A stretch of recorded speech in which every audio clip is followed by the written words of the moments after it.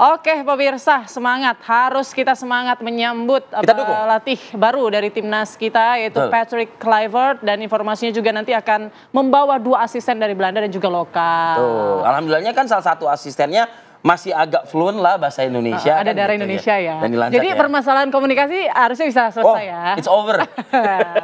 Nah tapi kita juga penasaran nih, kira-kira nih di balik hujatan para STI ya, atau apa STST gitu ya, pendukung STY. Ini kira-kira apa nih racikan yang dipersiapkan oleh Patrick Kluivert dan juga timnya nanti untuk bisa membawa Indonesia. Tapi pastinya kita harus optimis ya untuk mendukung timnas kita nanti ke depan. Nah untuk membahas itu, Rivi dan juga pemirsa, kita sudah hadir 2 narasumber kita, ya ini ada Bang Gita Suwondo, pengamat sepak bola. Selamat pagi Bang. Pagi Bang, sehat Bang? Sehat Ari. Alhamdulillah. Wajahnya bersinar Abang pagi ini. Glowing ya. Glowing. Perawatan di mana Bang? Di sini, make up tadi. Perawatan instan, oke. Kemudian juga ada Coach Sudirman, pelatih sepak bola. Coach, selamat pagi. Mantan pemain timnas juga. Oh ya, selamat pagi Coach.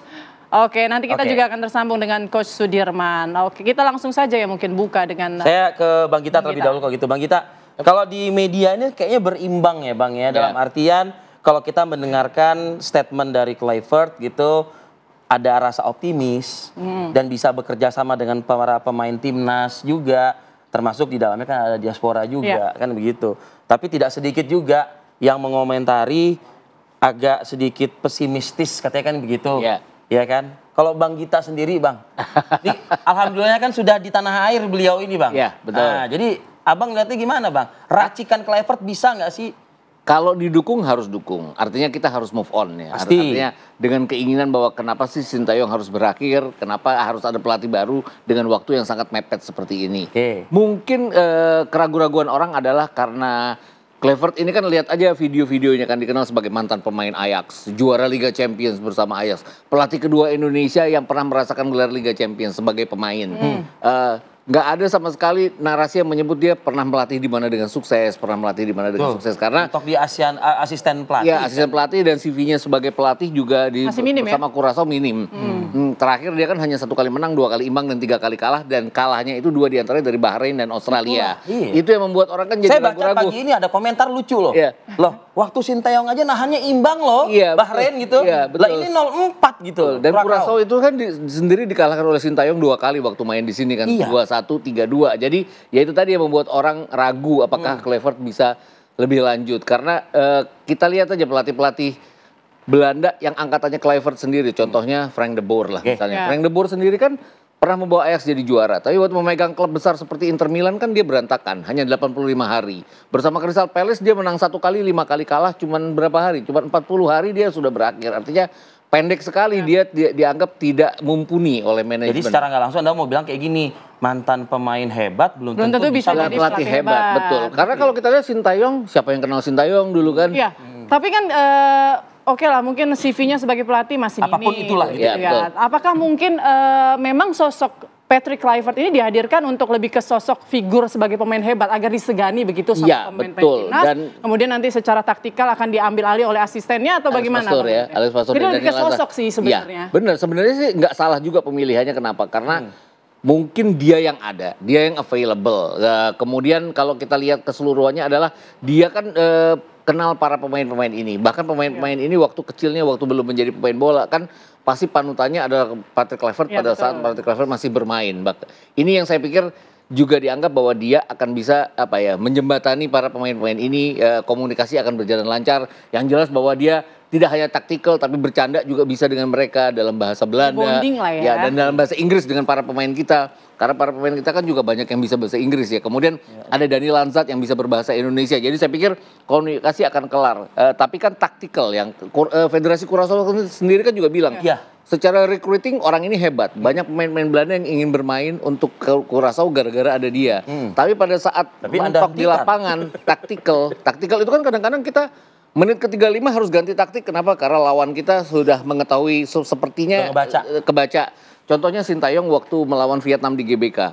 Babak pertama berantakan, babak kedua dia ganti 3 pemain, kan kita langsung bermain dengan lebih bagus dan menang. Ini perubahan taktik seperti ini yang saya pikir juga belum dimiliki oleh Kluivert sejauh ini. Nah, tegas ya berarti ya, Ya. belum dimiliki kalau Ya, dari betul. pengamatan abang Tapi gitu. bisa nanti dimiliki. Nah, Jawa. kembali lagi nih, kalau dia belum memiliki juga, dan juga, ini koreksi kalau saya salah gitu ya Bang ya, ini kan seorang striker handal ya. Betul.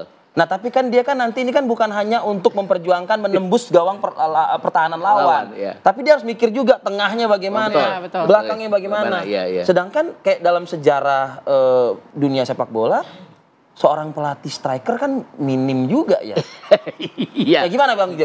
Jarang pelatih striker Zidane kalau dibilang sukses, dia sukses bersama Real Madrid, dia bukanlah seorang striker ya, dia gelandang. Kemudian Pep Guardiola lebih ke belakang lagi, gelandang bertahan. Mourinho bahkan tidak punya sejarah bermain bola. Sir Alex Ferguson sayap tapi dia bukan striker murni juga. Jadi memang jadi pemain tidak otomatis dia jadi pelatih yang baik. Tapi kan ada Alex Pasur, ada Daniel Lanzat. Walaupun Alex Pasur sendiri kan kalau lihat CV-nya adalah 3 kali membawa tim dari Eerste Divisi ke Eredivisie, dari Yeah. Divisi 2 ke Divisi 1. Ya. Cuman persoalannya adalah lawan-lawan kita ini kan semuanya di kelasnya Eredivisie ya. Belanda, Australia, Bahrain, kemudian Jepang, Cina juga kan kelasnya kelas Divisi 1. Oke. Dan Alex Pasur sendiri belum pernah punya CV yang bagus pada saat timnya sudah ada di Divisi 1. Artinya dia selalu ada di papan-papan bawah juga. Tim yang dia bawa ke Divisi 1 itu pada saat sudah ada di Divisi 1. Itu aja saya pikir yang jadi apa pertanyaan. Tapi balik-balik lagi, pertanyaan itu kan harus dihapus dengan kinerja yang baik dari Kluivert dan lawan-lawannya. Karena kalau mengacu ke saya sendiri waktu Sintayong baru datang, saya juga ragu sama dia. Kita habis 5 kali kalah berturut-turut dipegang oleh Simon McManamy, apakah bisa mengangkat?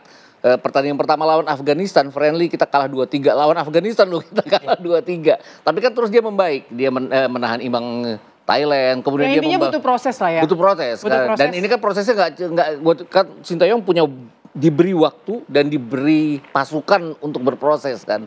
Ini kan pasukannya ada untuk berproses. Pasti akan ada nanti naturalisasi baru. Iya. Tapi Ini aja waktunya katanya udah ada yang mau masuk betul, lagi. ada Jairo Rendewald yang Itu. katanya oleh Romelu sudah oleh hampir Romelu pasti sudah, ya tinggal kan? tinggal disumpah ya. Iya. Ya, tapi kan waktu itu kan di sepak bola itu kan waktu pendek sekali ya. Kalau udah 2 bulan itu kecuali klub 2 bulan tapi lawan 2 Bang. 2 bulan lawan 2 dan waktu mepetnya ada 4-5 hari nanti kan menuju persiapan. Itu aja yang bikin saya ragu, tapi ragu itu akan dihapuskan kalau kinerja mereka bagus. Kalau kinerja bagus, kira-kira butuh berapa lama lah? Apakah 1 pertandingan cukup buat melihat kinerjanya bagus? Repotnya adalah pertandingan pertama lawan Australia. Australia itu di bawah ya. Makanya saya kalau ditanya apakah lolos, saya sejak awal dipegang Sintayong pun tidak yakin akan lolos langsung.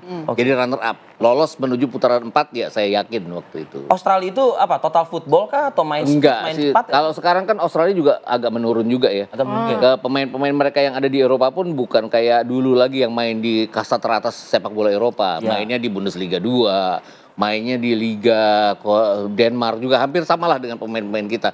Bahkan kita memiliki Jay Itzes yang main di Australia. Kemudian kan kalau nggak salah nih ada berita-berita beberapa minggu yang lalu Hari Sutar dan center back satunya dari Australia itu inti mereka tidak akan bisa bermain sampai bulan April.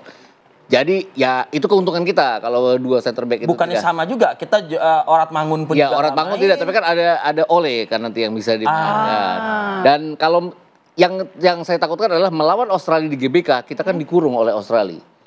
Kecuali 5 menit pertama kita oke, tapi kemudian kita dikurung dengan makanya waktu dikatakan bahwa Sintayong bertahan banget, bukan bertahan, dipaksa bertahan oleh Australia. Karena mayoritas diaspora kita emang rata-rata Iya, jagonya bertahan kan. Jagonya bertahan, ya? Emang dibentuk oleh Sintayong untuk Itu bertahan. memang dibentuk untuk bertahan, memang mereka jagonya bertahan. Emang mereka Menyerang. semuanya kemampuan bertahannya tinggi. Kevin Dix oke pernah cetak gol, tapi kan dia lebih bagus bertahan. Iya. Kemudian Jay Itzes apalagi, dia jagonya bertahan. Dan kita itu kan belum pernah dipegang Sintayong sekalipun belum pernah balance antara menyerang dan bertahan.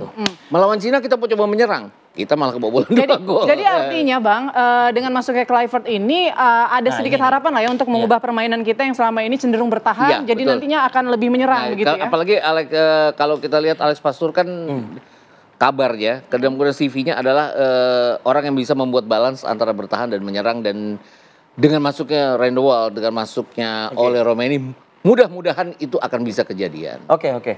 Bang, kita jeda dulu ya Bang ya. Ya. Kita juga nanti akan menunggu sambungan dengan Coach Jenderal Sudirman. Enggak, ini benar, enggak ini benar. Iya, iya. Jadi biasa dipanggil Coach Ya Jenderal betul. Sudirman. Pernah juara SEA Games dia. Pernah juara SEA 91. Games loh, iya kan? Nah, tapi seperti apa nanti analisa dari Coach Mas sambil juga kita dengarkan suara masyarakat. Betul. Ya, usai Sesaat jeda. lagi pemirsa.